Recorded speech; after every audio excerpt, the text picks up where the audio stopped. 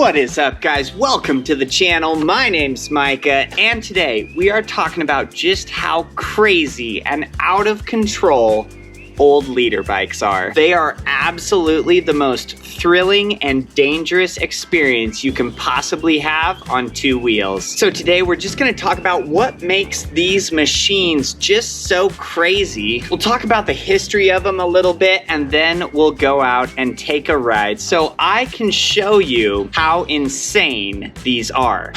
Brace yourself for this. Today's gonna be a good day. So let's rip into it. So now first we have to look at the whole history of motorcycles in general. So now over the years, we've definitely had bikes that were considered fast by the standards of those eras. You know, in the 70s and 80s, people kind of got an introduction to how fast motorcycles could be. And you had all the major Japanese brands, Honda, Kawasaki, Yamaha, and Suzuki, making bikes that we can definitely say were quick. But the world had never seen a motorcycle that was so quick, it was so fast that it was literally terrifying. Well, so then we had the year 1999 roll around. Now in 1999, that's when Suzuki unveiled to the world the Hayabusa. Now the Hayabusa is a name that I think every motorcyclist on the road today has heard. So in 1999, the Hayabusa was a 1300cc inline 4-cylinder super sport motorcycle, and it made 175 horsepower. It ran 0 to 60 in 3 seconds. It could do the quarter mile in 10. Now to get some insight on exactly how fast that was, to compare that to the cars of 1999, the fastest production automobile in 1999 was the McLaren F1. It was priced at just over $800,000. It could run the quarter mile in 11.1, and 0 to 60 was 3.2.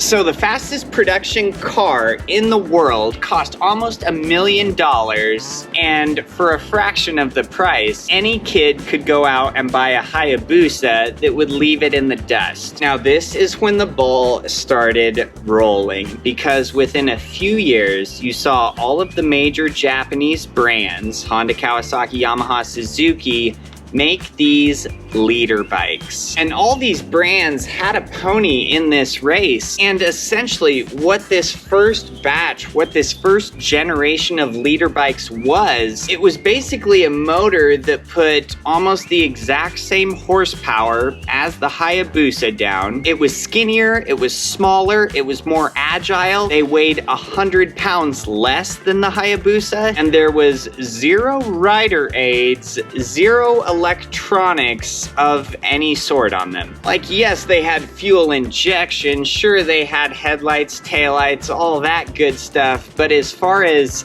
traction control, rider modes, power modes, ABS, quick shifter, wheelie control and mitigation, launch control, there was none of that. I mean, these bikes had around 175 horsepower and just 2 wheels to cruise on. So these machines were just so insane. The world had never seen anything like these, and they quickly got a name that everybody started calling them, and it was crotch rockets. Like, these bikes were so fast and so brutal and out of control that they deserved a different name instead of just being called a fast motorcycle. They were just so different and like nothing else the world had ever seen. And the prices were cheap. The economy was good, jobs paid well, and so basically anybody out there who wanted to jump on one of these and give it a go could. Well, and they certainly did, unfortunately. So if you've never ridden one of these things, let me give you a little taste of what it's like. They have the power to absolutely rip the rear tire loose up to 100 miles per hour. If you mash the gas, the front end will absolutely come up into triple-digit speeds. And the only thing keeping you alive and safe on these is your ability and your skill as a rider. Now, how did people find out if they had the skill to ride one of these, to stay alive on one of these? Well, you get on it. And that's what people did, and that's when people quickly found out just how crazy these were. So the first round of leader bikes, you know, in the early mid-2000s, they quickly got named the widowmakers. Several different models were called that just because so many people were dying on them. And as soon as you ride one of these, you will 100% understand why. With all that horsepower and zero rider aids of any sort, there is very little room for error. With these bikes having none of those modern day electronics and aids and features, the difference between life and death on one of these machines is moving your wrist half an inch. So there is no experience out there like one of these. You know, people get on the modern day leader bikes. You know, if we went out and bought a brand new 2025 Honda CBR1000RR, it has 215 horsepower. So yes, our 2004 CBR1000 right here has 172. So more horsepower on the new one, but with all of the rider aids that it has, the only thing you have to do is put your butt on the seat and twist the throttle. The motorcycle has all of the systems in place. It has all of those rider aids to manage all of those functions on its own. Like literally, you mash the gas, tire doesn't rip loose. It will make sure that you don't wheelie. You can put on launch control so you can scoot off the line fast with no skill. ABS, you can mash your brakes, they'll never lock up. And you don't even need to know how to shift a motorcycle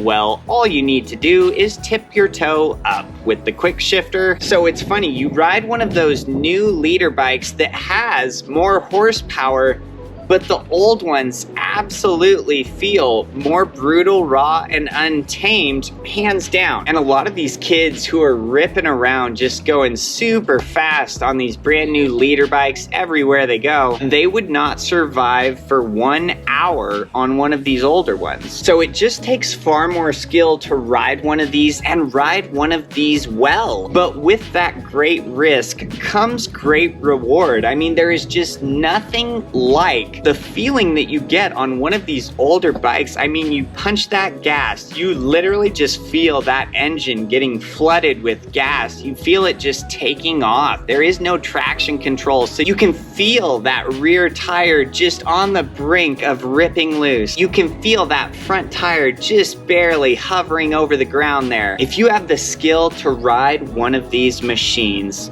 it is more gratifying than riding any other motorcycle out there. There is just nothing like it. I mean, it is just so fun at the end of the day. You have to respect the power that this thing has, but if you do, the reward is great. So I think that's enough talking. Now we're gonna gear up. We're gonna take this beast out on the streets, and I will show you just how thrilling and how crazy these things are. And then some quick specs about our bike. So this is the 2004 CBR1000RR. It makes that 172 horsepower. It has 85 foot-pounds of torque. 0 to 60 I've seen as low as 2.7 on it, and depending on what you look at, it runs the quarter mile in about 10.2 to 10.4. And of course, no rider aids, no ABS of any sort. So let's get it. All right, we are ready to go. Threw the old 360 camera on the rear end in case we need to get another view of whatever we're doing. And here we go. Oh, she lives. Just even the feeling and the sound of this bike at idle as it's warming up, it feels like a real motorcycle. Some of the new cycles, they're just lifeless. They have no character because they're so corked up with emissions and all that crap that new stuff has. Our journey begins.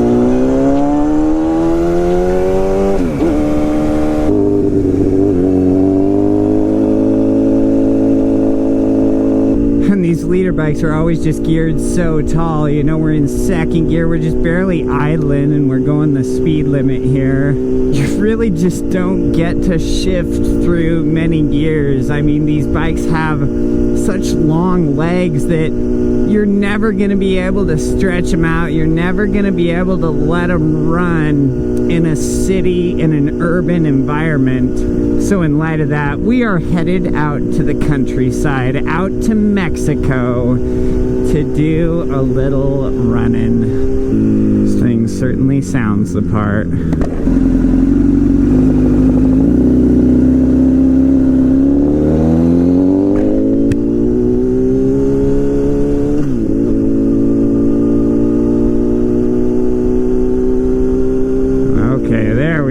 Part the waters. This pony wants to run.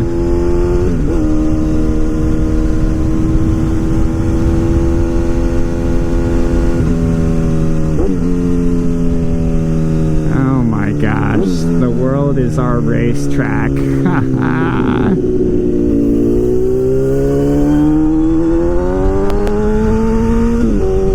I am just barely breathing on the throttle. And you get to interstate speeds. I mean, I'm just barely twisting it. But you'll see.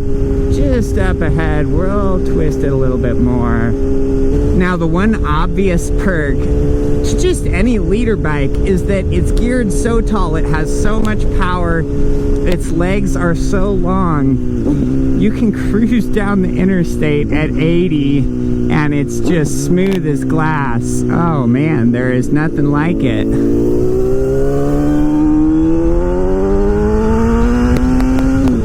Again, barely breathing on the throttle. We didn't do nothing hardly. This is so insane. Alright, kiddos. I'm gonna give you a taste of insanity here. We're gonna do a 40 to 140 roll. And it comes quick. Here we go. 40 to 140.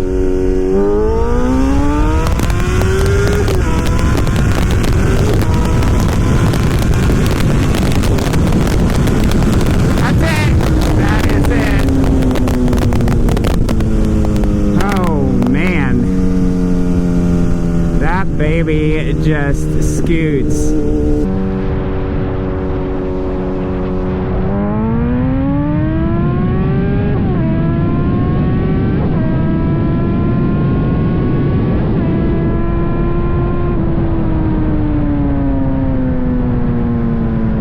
Now I didn't go all in on the throttle because if you go all in on the throttle, the front obviously certainly comes up with 172 horsepower. So it is a balancing act, your throttle control with acceleration. I mean, you're trying to accelerate the fastest you can while keeping that front end on the ground. And first gear has to go the better part of 100. You know, some of the newer leader bikes, first gear will go upwards of 100. But it seems like on this first round of leader bikes, they were just under 100, which just made them more violent and more uncontrollable.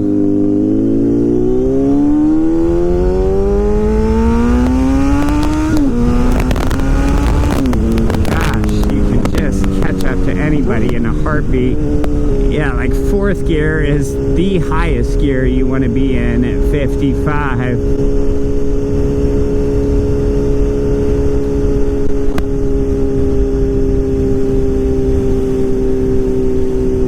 So these bikes are just totally a different ball game compared to everything else. I mean, just cruising, driving, even if you're not trying to be a hooligan or not trying to go really fast, it just drives so much different than every other motorcycle.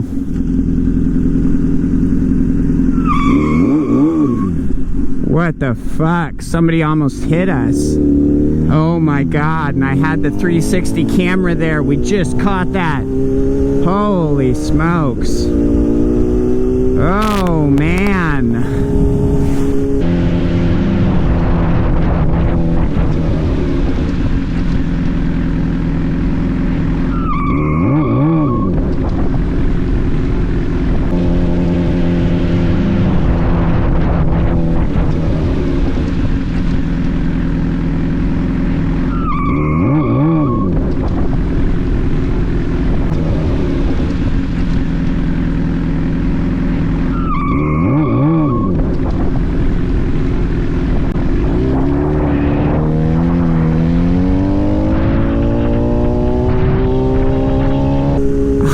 to see what that camera caught. Holy mackerel. Yikes. And that was no fault on our part. You saw that we signaled, we were turning, that person was just not paying attention. Almost ended us right there.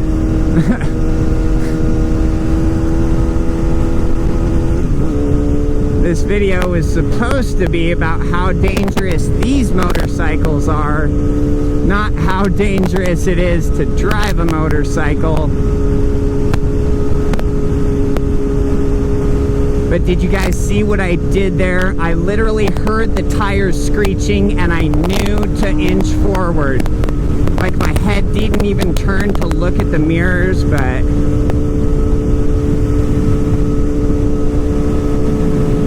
I'm just gonna pull over and let this guy go past. What the fuck, dude? What is going on with people? I literally hand signaled and everything.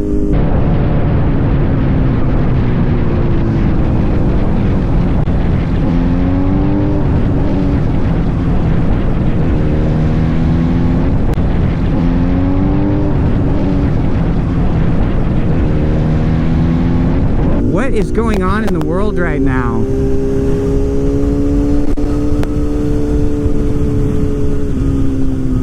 I'm just pulling over here. Let this guy go past us. He was not stopping and I signaled and hand signaled. Okay. Well, at least he was sorry about it. Like, dude, it is 3 o'clock in the afternoon. Why are people driving like they're blackout drunk? This is not the test drive I thought we were gonna have.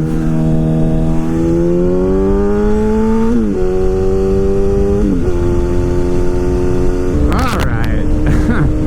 Where were we? Not trying to die. All right, so now I'll just do a pull in second gear for you here. So we'll be in second gear, just rolling at 55 and we'll get some. 3, 2,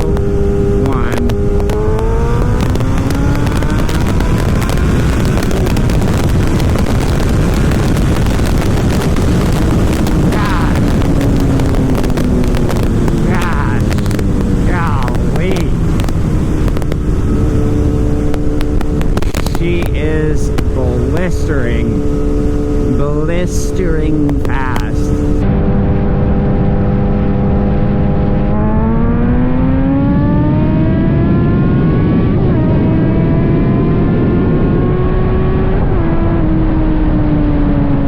You know, and on these warm days when the sun's out, if you have good tires, I have brand new aggressive sport tires.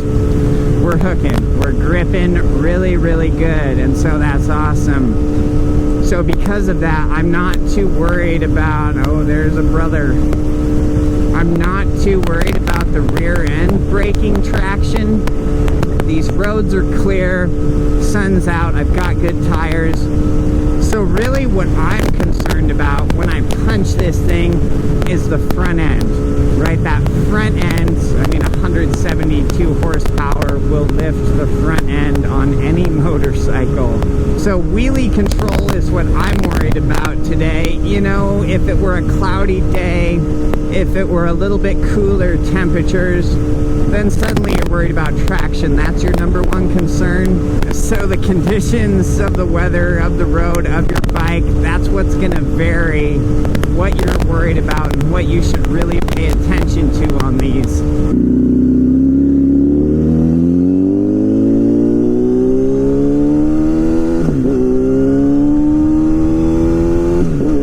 Even short shifting the crap out of this. I mean, you barely rev the throttle, you're short shifting low RPM, it still just goes to 60 in like 5 seconds. Let this one car go past and then we'll get it. Here we go.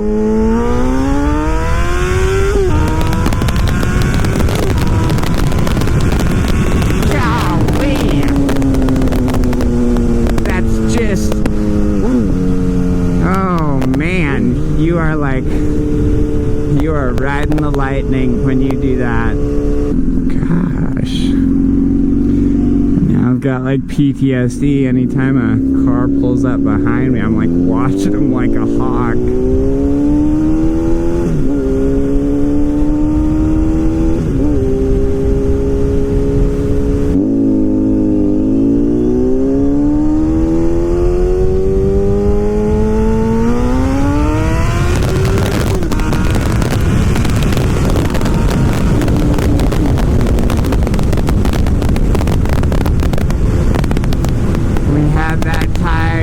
Barely hovering.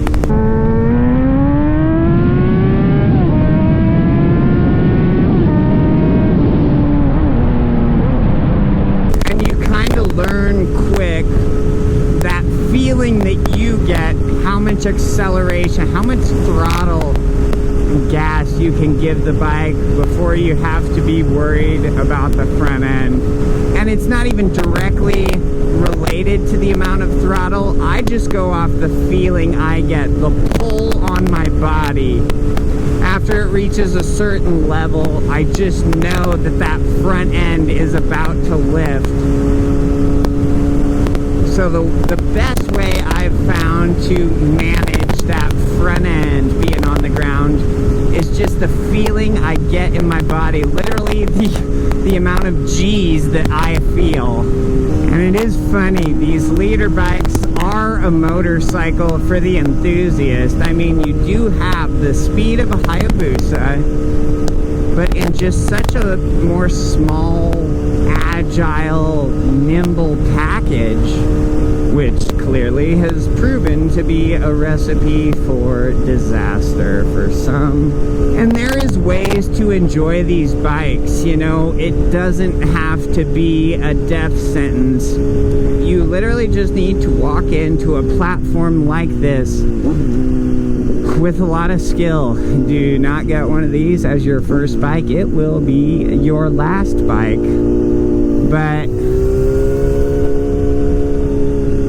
But if you know what that power, what that level of horsepower can do, and if you respect it, and if you build your skills up from the bottom on something like this, you can learn to handle it, and you can learn to ride it well. But like I said earlier, there is just no margin for error, and error is your life. But they're cheaper to buy, inherently easy to work on in light of the, you know, lack of electronic features and more modern things on it. So cheap fun and a one-of-a-kind ride is what it can be. And that's what it is for me. We'll dive into this one pretty good.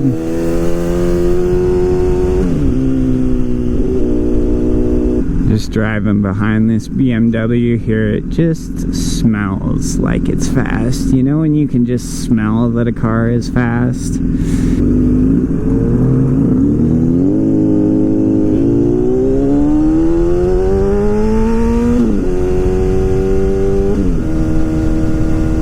Alright, let's dive into this one pretty good. Knee pads or anything, so I don't want my knee to touch. But we got off the cycle a little bit there. You know, we were using our weight, getting down.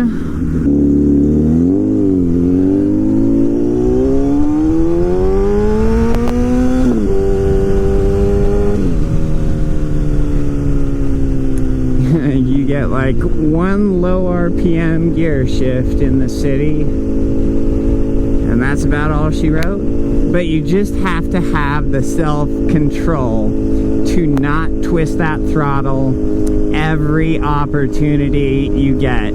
Yeah, these leader bikes, you'll get to going too fast. They are too fast. You cannot be punching the throttle that often on these. And we are back. We are back and alive.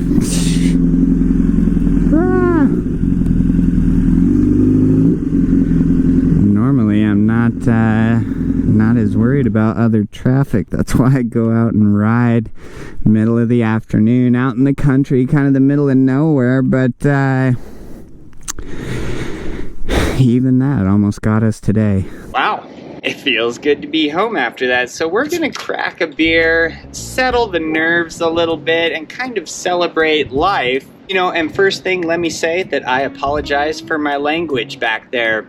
Those situations just caught me off guard a little bit and emotions got the best of me. Gosh, and that it happened literally back to back within 60 seconds of one another. You know, like I said, it's middle of the afternoon. It is 3 p.m. So you would think that everybody is up and alert and sharp and paying attention, but clearly not. And right when we got home, I checked my taillight again to make sure that that was on, that my brake light worked, that all my signals work, and they do. They work perfectly. It's all brand new. Everything is immaculately clean. So the clarity and visibility of it is the best that it can possibly be. And then that second time when that truck was behind us, I signaled my turn.